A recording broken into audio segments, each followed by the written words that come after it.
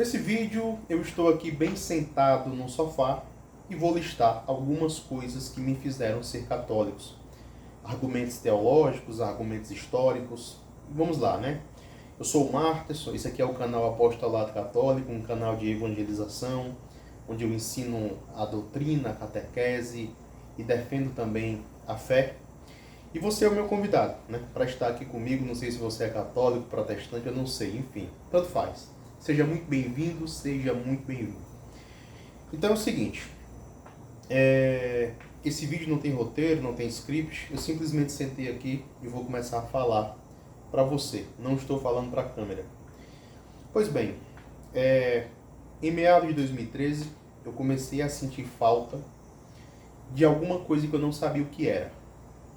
E é interessante que muitos convertidos, não só à Igreja Católica, mas a Jesus Cristo, né, especificamente, antes deles se converterem, eles começam a sentir uma certa falta, uma certa saudade de algo que parece que eles nasceram para aquilo, mas eles não sabem o que é.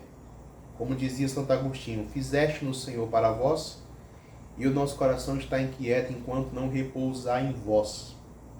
Pois bem, antes da minha conversão, é interessante que eu fale que eu fui batizado na Igreja Católica quando criança, recebi a primeira Eucaristia também, e já ali em meados dos meus 14 anos eu recebi o sacramento do Crisma. Mas, infelizmente, minha família não perseverou comigo na fé, né? Não me levou para a igreja.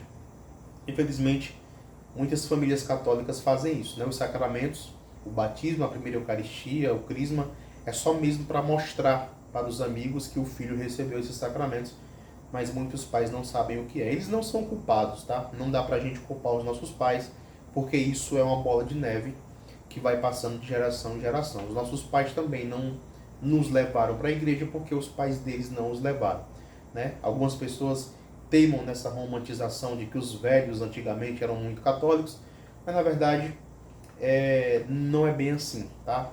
Quando a gente pesquisa um pouco o passado dos mais velhos, dos mais idosos, nós vemos muitas superstições, isso sim, e alguns gostam de chamar aquilo de catolicismo raiz, né? Mas não é a verdade. Mas enfim, não vou aqui entrar nessa polêmica. Pois bem, em meados de 2013, eu começo a sentir falta de uma coisa que eu não sabia o que era, né? Começo a perceber que em mim tinha um vazio. Queria algo que era maior do que eu. Eu me lembro que eu começo a frequentar algumas igrejas, né, protestantes, adventistas, e eu gosto daquelas pregações, gosto daquelas músicas, gosto daquelas, né, daquele sentimentalismo. Qual o jovem que não gosta desse tipo de coisa? Pois bem, eu começo a sentir vontade de propagar a palavra de Deus. Todo dia, todo santo dia. Eu acordava ouvindo pregação de pastor, dormia ouvindo pregação de pastor, enfim. E eu começo a sentir vontade de fazer aquilo também. Meu Deus, eu quero isso para mim. Eu quero essa verdade e eu preciso propagá-la também. E ali em meados de 2013, eu coloco no meu coração um desejo de ser pastor. Eu quero ser pastor, eu quero ser pregador. E começo a estudar, né, teologia protestante, me deparo com alguns pastores famosos, começo a acompanhar o Caio Fábio, Augustus Nicodemos, né, e outros mais pregadores que, na minha concepção, pregavam muito bem o evangelho, o pastor João Ribe Palharim, né, e outros mais que aqui que eu não vou mais me lembrar, Rodrigo Silva, tá? Eu estava muito fã, digamos assim, do Adventismo do Sétimo Dia. Pois bem, então eu começo a estudar o cristianismo, em 2013, né? Começo a me aprofundar nas fontes cristãs. Porém, as fontes que eu estudava não eram das melhores qualidades, né? Tanto é que eu estava bem propenso aí para o adventismo. Então, se as minhas fontes fossem tão boas assim, né, eu nem teria cogitado essa possibilidade. Agora, é bom levar em consideração que ali com os meus 19, 20 anos, tá, eu não sabia estudar, digamos assim, não sabia nem o que era teologia, enfim. Eu começo a me aprofundar, né, e começo a me inclinar para o adventismo do sétimo dia. Pois bem, começo a frequentar igrejas, né, protestantes, começo a frequentar uma igreja adventista perto da minha casa, numa escola, e de repente me afasto de tudo de novo. né? Mas já existia em mim uma rixa anticatólica, né? Eu não gostava das imagens, acreditava que as imagens eram demônios, também não aceitava o papado era uma invenção humana, acreditava que a Igreja Católica tinha corrompido a Bíblia, enfim, aquela ruma de besteira, né, que a gente escuta por aí, mas que ninguém consegue provar nada historicamente. Pelo contrário, normalmente os argumentos são de blogs, vídeos no YouTube. Você pede que o sujeito te prove aquilo que ele está falando e ele te manda um link do YouTube, né? Enfim, a gente cita Daniel Hopes, a gente cita Patrística, a gente cita Santo Tomás de Aquino, Regine Pernod, e o cara cita um vídeo no YouTube. Pois bem, é assim que está o debate hoje em dia apologético, né, do protestantismo aqui no Brasil. Enfim, eu tinha todo aquele ranço anticatólico, não gostava de nada daquilo, acreditava que aquilo tudo era besteira. Só que de repente, do nada, um conhecido meu me convida para participar, né, de um momento, num seminário de vida do Espírito Santo, num grupo de oração da Renovação Carismática. Pois bem, cara, eu não sei o que foi que aconteceu. Só sei que no primeiro dia que eu fui, no primeiro dia, na primeira vez que eu pisei num grupo de oração, eu decidi que eu tinha que ser católico pro resto da minha vida. A pregação me convenceu, o ensino me convenceu. Eu não consigo explicar. Então veja, presta atenção aqui. Eu estou aqui citando os motivos pelos quais eu virei católico, mas eu queria deixar bem claro que quando eu cheguei no grupo de oração, eu fui convencido de uma forma que não dá para explicar.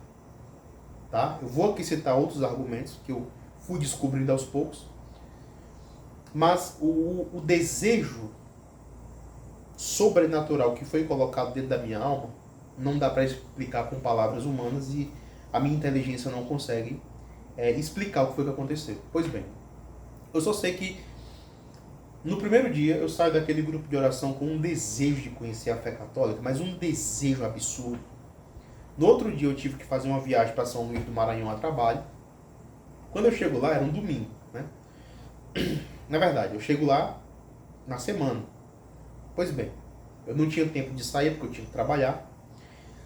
Mas quando chegou o domingo, eu começo a sentir vontade de estudar. Estudar a fé católica. Pois bem, eu saio do hotel onde eu estava, lá na, se eu não me engano, na Avenida Litorânea, lá em São Luís, e vou até um centro procurar uma livraria católica. Eu pesquisei lá na internet, comprei um catecismo e uma Bíblia. Então, comprei uma Bíblia católica e um catecismo católico. Naquele dia eu começo a estudar e nunca mais paro. Nunca mais parei de estudar. Então, óbvio, né? Toda conversão é obra do Espírito Santo, mas o Espírito Santo, ele encontra caminhos para você encontrar a verdade. Eu acredito que a maneira com que o Espírito Santo usou para eu encontrar a verdade foi através do estudo, né? Então comecei a estudar a Bíblia, comecei a estudar catecismo, mas ainda tinha muitas dúvidas dentro do meu coração, né? Será que esse negócio de imagens é correto? Será que esse negócio de venerar Maria, acreditar nos santos, acreditar no Papa, acreditar na missa, será que tudo isso faz sentido? Pois bem, comecei a estudar. E ao mesmo tempo que eu estudava a doutrina católica, eu continuava dando ouvidos a diversos pastores e apologistas protestantes. Então aquilo dificultou um pouco, que eu escutava as opiniões dos dois lados. Pois bem, começo a conhecer umas pessoas, né? 2013 ali aproximadamente. Isso ainda, na verdade, já era 2014, tá? Quando eu vou para o grupo de oração já era 2014. Aí começo a acompanhar algumas pessoas. Então, ao mesmo tempo que eu dava ouvidos a pastores, eu começo a dar ouvidos também a alguns leigos apologistas católicos. Né? Conheço uma galera boa, que eu não vou aqui citar nomes, infelizmente muitos hoje em dia enveredaram para a politicagem, né? Alguns tratam a igreja como um mero instrumento político, infelizmente. Pessoas que ajudaram muita gente a aderir à fé católica, a palavra que eu uso é enlouqueceram da cabeça, né? Graças a Deus outros continuam firmes até hoje. Pois bem, conheço também muitos leigos, né, que inclusive não estão mais entre nós, que ensinam a doutrina apologética. Conheci o Padre Paulo Ricardo. Quem foi que não conheceu o Padre Paulo Ricardo, né? Quem não tem um Padre Paulo Ricardo um pouco na sua história de conversão, é um milagre, tá? É um milagre não ter passado um pouco por ele. Conheço o professor Felipe Aquino, mas ainda assim eu tinha muitas dúvidas, tá? Muitas dúvidas sobre a fé católica. De repente eu estou indo para a faculdade, escutando uma palestra do Padre Paulo Ricardo. Se eu não me engano Não Haveria Bíblia Sem Igreja. E começo a ouvi-lo, né, todos os dias, tal, e ele cita o nome de uma mulher bem famosa, né? Uma tal de Patrística, que eu achava que era uma mulher. Aí eu fui pesquisar, né, Patrística, Igreja Católica, que história é essa? E eu começo a descobrir a profundidade maravilhosa de toda a obra patrística. E começo a estudar, começo a ler. Aí começo a ler Santo Inácio de Antioquia, Eusébio de Cesareia, Santo Irineu de Leão. Aí eu descubro uma coisa interessante que me fez ficar encantado. Eu, que até então acreditava que a Igreja Católica tinha sido fundada por Constantino, né? Que ela tinha melhorado um pouquinho depois, eu descubro que antes de Constantino nascer já tinha a Igreja Católica. Né? Santo Inácio de Antioquia vai dizer que onde está o bispo, aí está a multidão. Onde está Cristo, aí está a Igreja Católica. Santo Irineu de Leão, que foi bispo de Leão, né? No século II ele escreve o Contra as Heresias. E ele fala um monte de coisa, né? Visto que seria coisa bastante longa elencar numa obra como esta a sucessão de todas as igrejas, limitar-nos-emos à maior e mais antiga, a igreja fundada e constituída em Roma pelos dois gloriosíssimos apóstolos, Pedro e Paulo. Quando ele fala isso no livro 3 da Adversus Heres, né? Contra as heresias. É uma passagem tão forte que eu nunca mais esqueci depois que eu li. Aí ele também vai dizer que Pedro estava em Roma, né? Enquanto Mateus escrevia o evangelho na língua dos judeus, Pedro estava em Roma, né, pregando em Roma, onde foi também, passou pelo martírio, né, onde foi martirizado. E eu começo a descobrir através do estudo patrístico e também através de Eusébio de Cesareia, que é um pai da igreja também, que a Igreja Católica ela já existia nos primeiros séculos. Aí eu fui sendo convencido que não foi Constantino que fundou a igreja. Através de documentos históricos nós conseguimos provar. Por exemplo, se você pegar o texto do Édito de Milão, né? Quando Constantino fala, né? Nós, Constantino e Licínio, né, achamos interessante, em outras palavras, tá? Eles não deram nenhuma... Eles não criaram nada, como alguns anticatólicos falam. Eles deram a liberdade de culto, não só para os cristãos, né? Mas para todos. Então, Constantino e Licínio, que dizem que Constantino fundou a Igreja Católica, Constantino apenas dá liberdade. É só ler o documento. É só pesquisar no Google, Édito de Milão, Constantino. Ele não funda nada, ele só dá liberdade. Né? 166 anos antes de Constantino nascer, a Igreja Católica já era citada por Santo Inácio de Antioquia, na Carta aos Hermeniotas. É só você procurar também. Aí, nas obras de Santo Irineu, e também de Eusébio, e bem de outros pais da igreja, nós podemos ver o quê? A sucessão apostólica. Entendeu? Na Bíblia nós já vemos isso. Então, através do estudo histórico, nós vemos que Pedro foi o primeiro papa, esteve em Roma, pregou em Roma, foi martirizado em Roma junto com São Paulo. E desde então foi tendo o quê? As sucessões. Cada bispo de Roma era o papa. Aí a gente começa a se aprofundar em outros aspectos da história, a Mariologia. Nós não adoramos Maria, nós acreditamos que Nossa Senhora simplesmente é a mãe de Deus, Theotokos. Como diz Isabel, de onde me vem a honra de vir a minha mãe do meu Senhor. Ela chama Jesus de Senhor enquanto Deus, a mãe de meu Deus. Né? E nós começamos a estudar a Bíblia. Aí a gente percebe, né, toda a prefiguração de Maria no Antigo Testamento, a Arca da Aliança. E nós começamos a entender que não existe idolatria a Nossa Senhora. né? Entra na questão das imagens. Eles citam muito o Êxodo 20, versículo 4, não terás outros deuses diante de mim. O mesmo livro do Êxodo, lá no capítulo 25, no versículo 18, Deus diz para fazer imagens, né? Faça também imagem de 2 querubins. Então veja, o mesmo livro que condena as imagens, ele autoriza as imagens. E aí nós temos uma pergunta a se fazer. Ora, se o livro condena imagem e permite imagem, então precisamos entender qual tipo de imagem que é permitido e qual tipo de imagem é proibida. Então não é uma proibição absoluta, é uma proibição relativa. Entendeu? E nós começamos a entender que as imagens dos santos não são imagens de ídolos. E o que Deus está proibindo lá no Êxodo, até pelo contexto, né, da idolatria egípcia, Deus está proibindo a imagem de falsos deuses. Baal, Moloque e todos aqueles outros deuses que eram cultuados.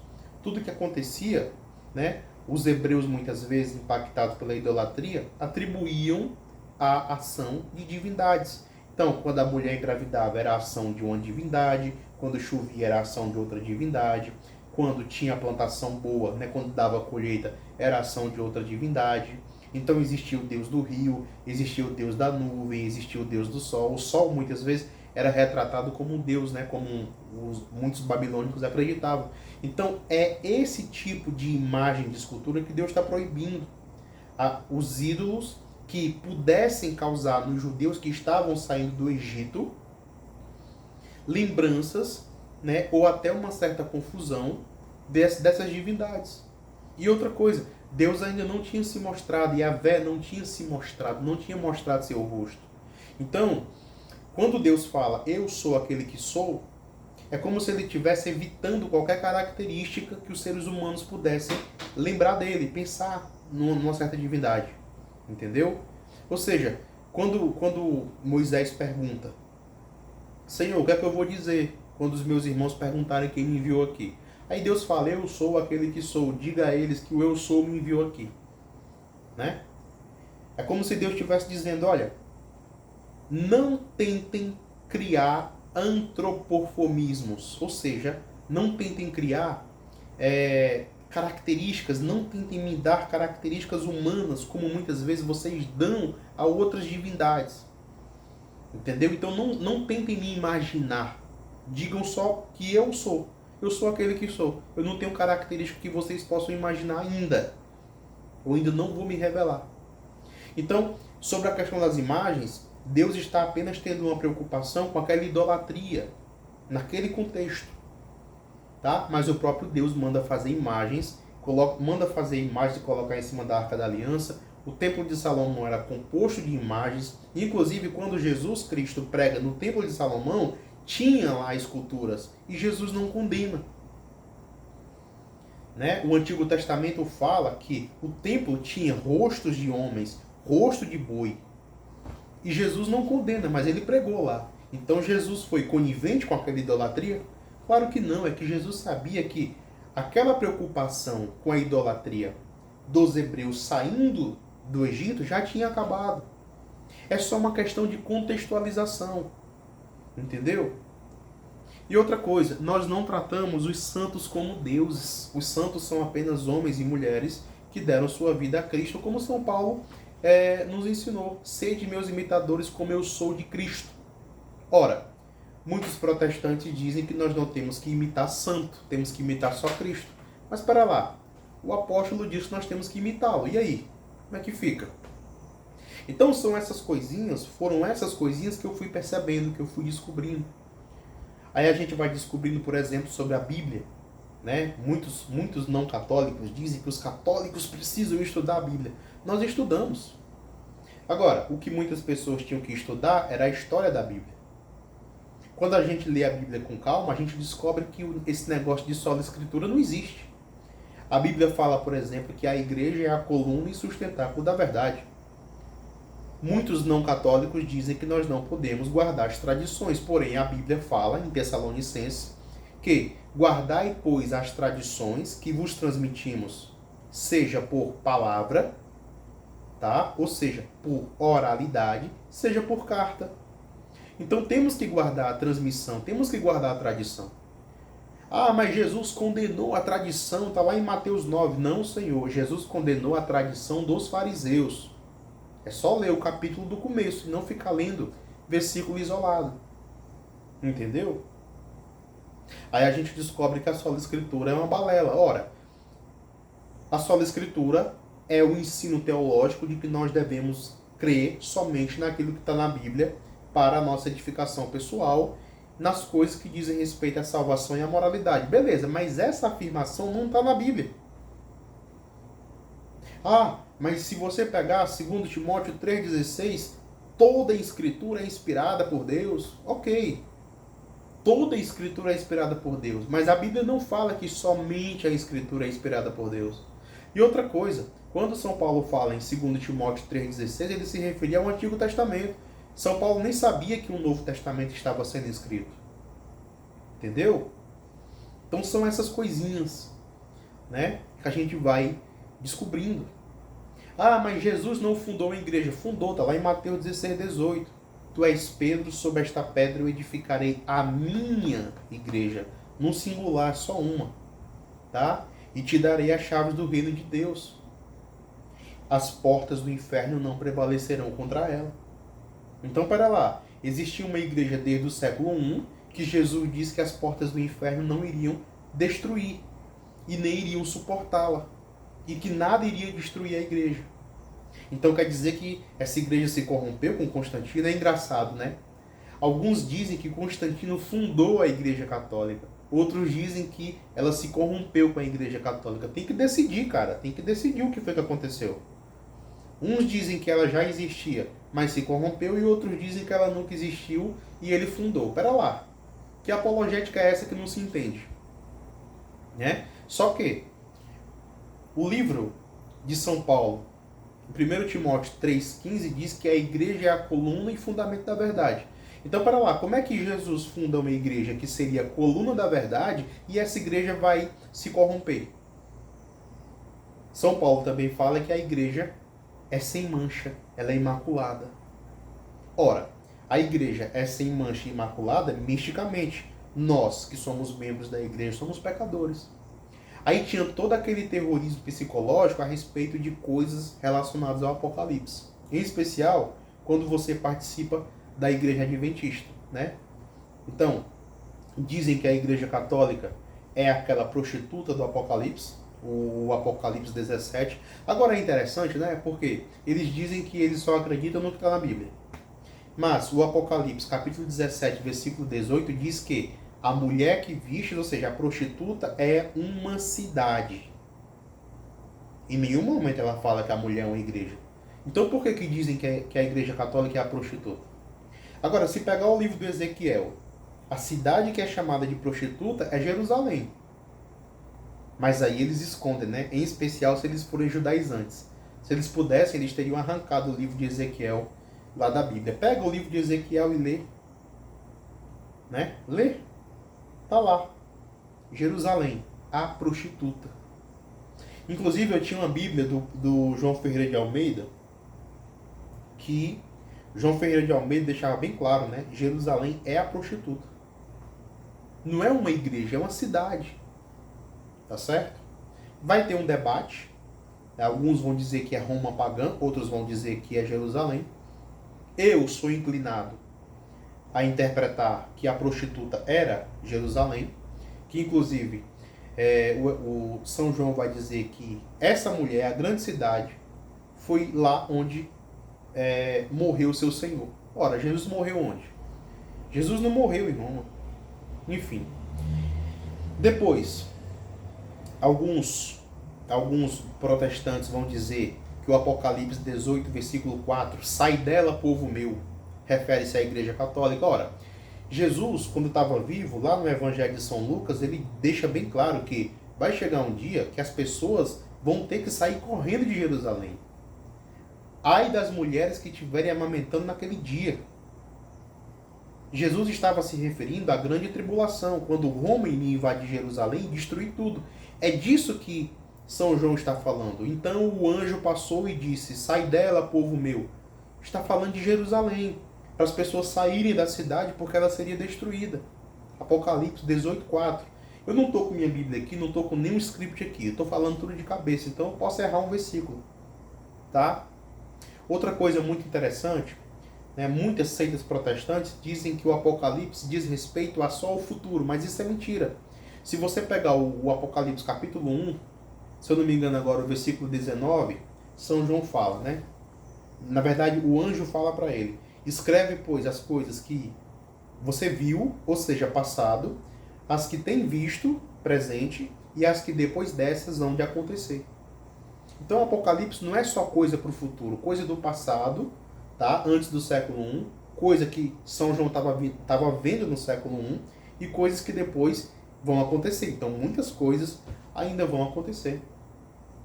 Então, usam de um certo terrorismo apocalíptico para convencer a você, né, a viver sempre num estado de nervosismo e ansiedade, que no final não leva a nada, nada acontece. Entendeu? A Igreja Católica, ela não tem essa interpretação apocalíptica maluca, doentia. Muitos evangélicos são doentes por causa disso. Entendeu? Aí a gente, por exemplo, pega, né, ainda falando dessas seitas judaizantes. Santo Inácio de Antioquia dizia que é impossível ser cristão e judaizar ao mesmo tempo. Aí a gente começa a estudar o Apocalipse, né? Apocalipse capítulo 13. Eu acreditava que o Papa era a besta do Apocalipse. Agora é engraçado, né? Quando João Paulo II morreu, disseram que ele iria ressuscitar e dominar o mundo. Nada aconteceu. Quando Bento XVI morreu, disseram que ele iria ressuscitar e dominar o mundo porque ele era besta. Nada aconteceu. Disseram a mesma coisa agora de Francisco. Né? E sempre com aquela distorção diabólica da fé. Ah, mas é porque o 666 é o Papa. Quando? Isso não existe. O 666 era o César Nero. Se você pegar o nome do Nero em grego e decodificar em algarismos romanos, você vai encontrar 666. Entendeu?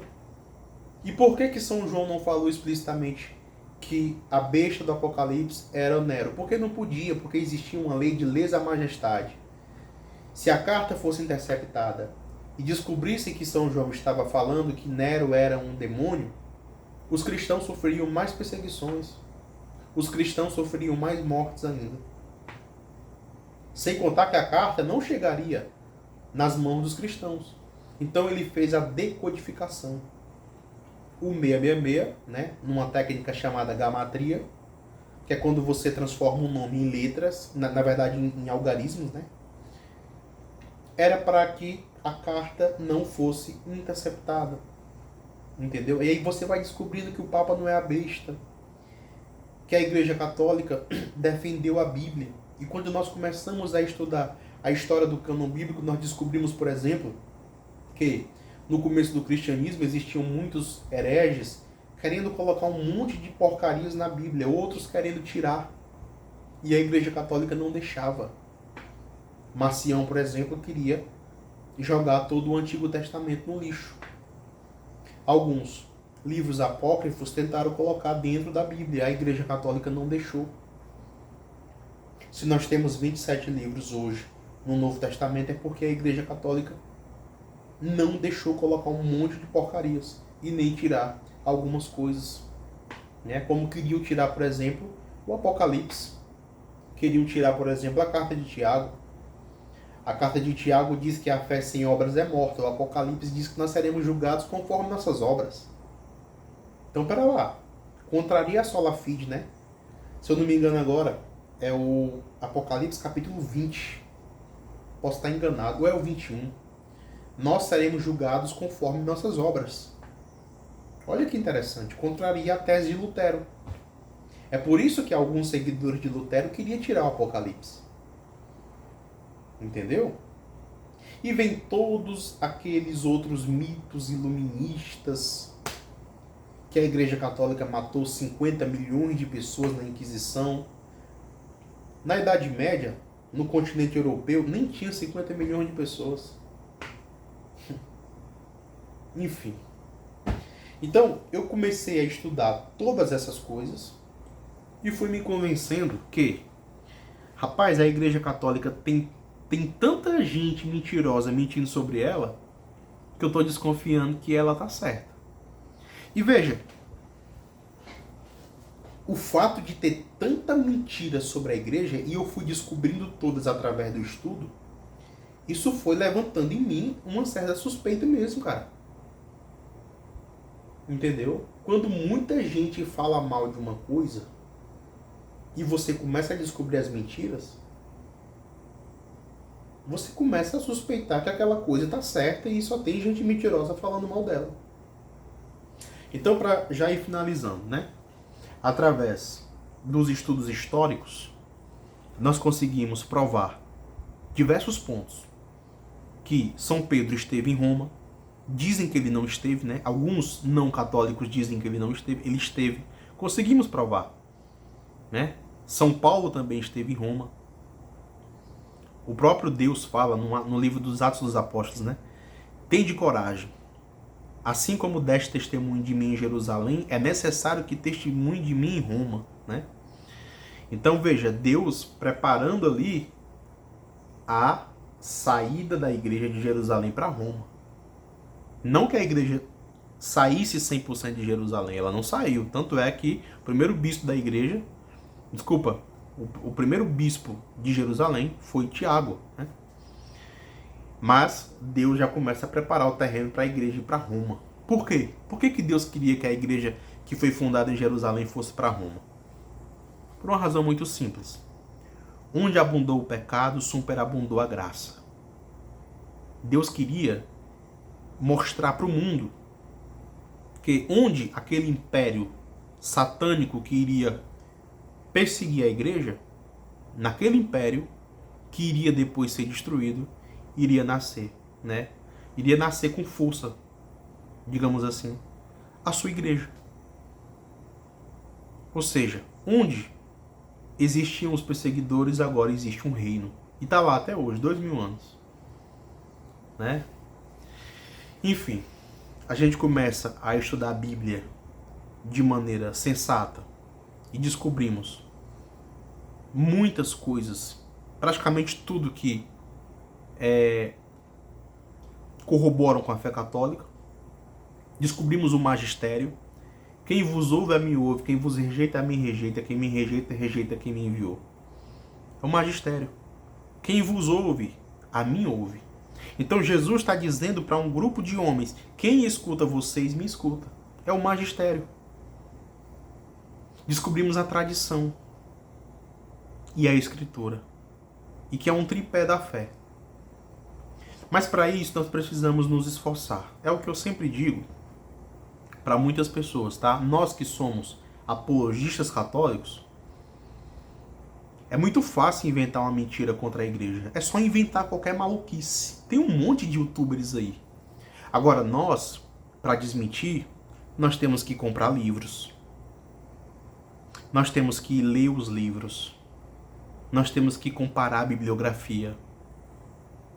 Nós temos que comprar muitas vezes artigos acadêmicos, tá certo? E muitas vezes não tem bibliografia em português. Um livro sensacional, Le Inquisition, não tem em português. A maior obra já feita sobre a Inquisição não tem em português. A gente tem que se esforçar, né, para aprender outro idioma para estudar. Aí um monte de malucos simplesmente fala um monte de besteira sem comprovação alguma e um monte de pessoas dão crédito. Mas para a gente desmentir, precisamos comprar livros caríssimos, num idioma que a gente não domina, mas a gente tem que fazer um esforço. Pois bem, hoje, 10 anos se passaram, eu sou católico apostólico romano convicto, tá? E sou um propagador da fé, da doutrina e defenderei a fé, se Deus quiser, até o fim da minha vida. E eu convido você a fazer o mesmo. Não tenha medo, tá? Nada destruiu essa igreja. Nada vai destruir. Em breve, nós teremos um conclave, mais um papa será escolhido. A sucessão apostólica continuará. Aí eu pergunto, onde está o teu reinado, César? O reinado do César acabou. E o papado continua. Porque nada prevalecerá. As portas do inferno não conseguiram destruir a igreja. A perseguição não acabou a igreja. O comunismo não acabou a igreja. O catarismo não acabou a igreja. O arianismo não acabou a igreja. O iluminismo não acabou a igreja. O protestantismo não acabou a igreja. Ninguém acaba com essa igreja. Não dá. É impossível. Entendeu? É impossível. E nós veremos essa igreja subir quando chegar a hora. Fique com Deus, com Nossa Senhora. Reze por todos os não católicos, pelos católicos, reze pelos cardeais. Não escolha papa, tá? Não escolha papa. Não nos cabe escolher papa. Tanto faz. Marterson, você quer qual papa? Tanto faz. São Pedro, provavelmente, era o menos óbvio a ser papa e foi o que Jesus escolheu. Então pare com essa besteira de ficar dizendo que queria o fulano, queria aquele cardeal. Para com isso. Isso é coisa de ateu. Católico de verdade, ele diz o seguinte: olha, o papa que Deus escolheu, eu quero. Acabou. Né? Para de tratar papa como prefeito, como vereador, como presidente. Tá? Isso é coisa de... não sei nem de quê. Coisa de pagão. É coisa de politiqueiro. Fique com Deus e com Nossa Senhora.